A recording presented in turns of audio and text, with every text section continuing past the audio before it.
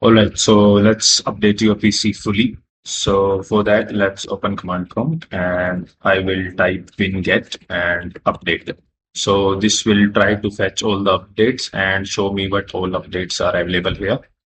And these are the total 18 updates that are available for my system. So after that, we will type winget upgrade and hyphen all and hyphen silent. So this will update all the available updates and it will not disturb your UI. Means sometimes there are pop-ups while updating. So this silent will won't show those pop-ups. Now just hit enter.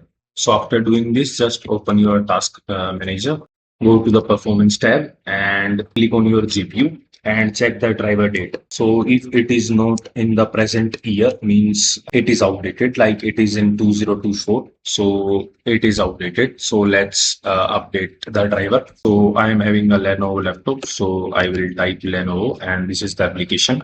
Each manufacturer has their own application for checking for updates, and I will click on check for updates and it will scan my whole system for updates, including the BIOS and firmware, the drivers and other drivers, including Wi-Fi and Bluetooth. Apart from that, you can go to Windows updates and just click on advanced options and click on optional features and click on driver updates.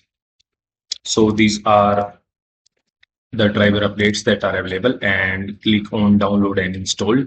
After doing this, again come back to your task manager and see which GPU you have. So I have Intel GPU. So I will type here Intel and here I have Intel graphics software. I will open it and check for click here, check for updates. Here I can see I have graphics driver update available here for my GPU that I have installed in it here.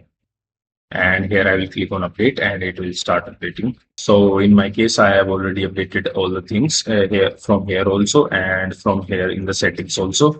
And after doing this, it will ask for restart. Then just click on restart your PC or manually restart it. And then you are good to go. You have updated your complete PC.